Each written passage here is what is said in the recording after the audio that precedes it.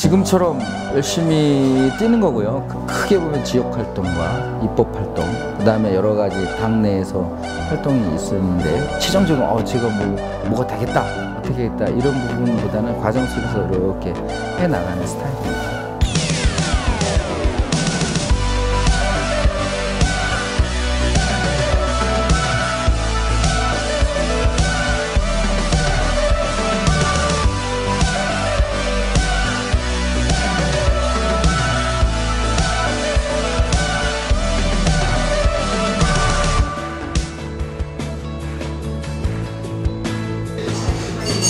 내가 65년생 야당에서 65년 진짜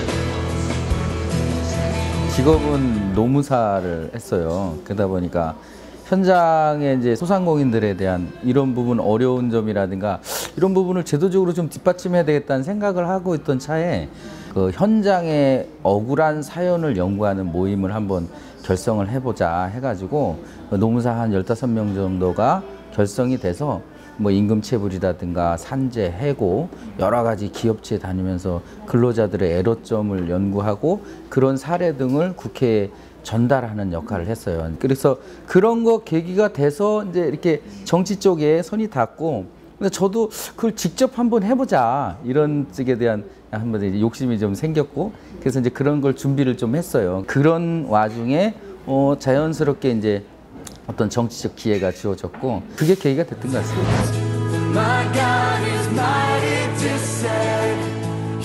정치는 다양한 이해관계를 반영해야 되잖아요. 또 지역뿐만 아니라 성남, 경기도 전체.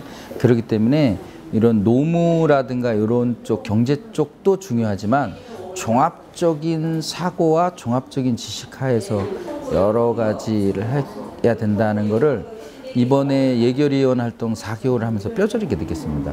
저희 상임위원회뿐만 아니라 전체적인 부분의 지식에 대한 부분, 그 지식이란 결국 예산이라든가 조직, 사업 내용, 그 다음에 지역에 어떻게 그게 수용될 것이냐, 또 도에서는 어떤 기관에서 어떻게 하느냐 이런 것들을 좀 종합적으로 알아야 경제 쪽에도 가서 일을 할 수 있고 지역에서도 하는 거지, 요 한정적인 부분에서 하다 보면 그거는 한계가 분명히 있는 것 같더라고요. 그래서 뭐 그 종합적인 걸 어떻게 다 알 거냐 하지만 부지런하면 충분히 할 수 있다고 생각을 합니다.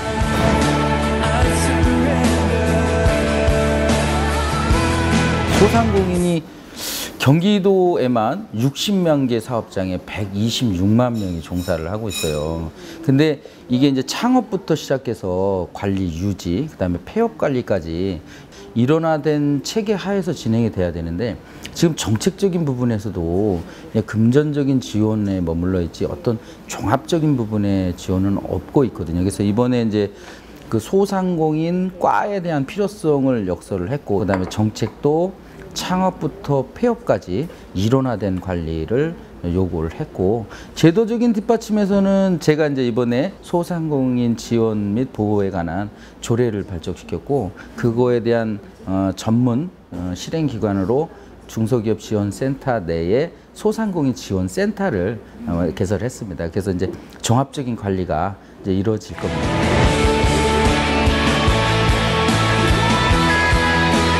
성남 전체적으로 보면 크게 보면은 아직도 주거예요. 분당이 50만이고 본시가지가 50만 이렇게 했는데, 분당은 계획도시로 이렇게 됐지만 본시가지는 아직까지도 재개발에 대한 문제가 있고요. 또 하나 이제 교통 문제죠. 이제 이쪽 본시가지는 공단이 이렇게 들어서 있는데 아직까지도 그쪽은 지하철이 들어가지 못하고 있어요. 그래서 지하철이랑 교통, 지선의 문제, 개선 과제로 가야 되는 거고 추진해야 되는 거고 이런 거거든요. 그래서 지금 뭐 재개발 문제라든가 복지 이런 부분, 교통 문제 이런 부분도 본시가지나 이런 부분에 많이 추진이 되고 있는데요. 좀 더 많은 지원이 좀 필요하다고 생각을 합니다.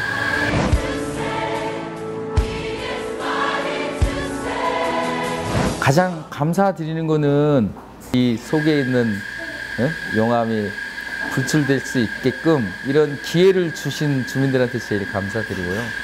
제가 이런 다짐을 하나 한 게 있습니다. 방송한 의원 건방지다 소리, 거만하다 소리 들으면 전 정치할 생각 없습니다. 그러니까 그런 마음 자세로 늘 있고, 천장에 누구보다도 더 많이 뛰어다닐 거고요. 그러면서 많은 연구하고요. 저는 대안을 제시하는 그런 도의원이 되도록 하겠습니다.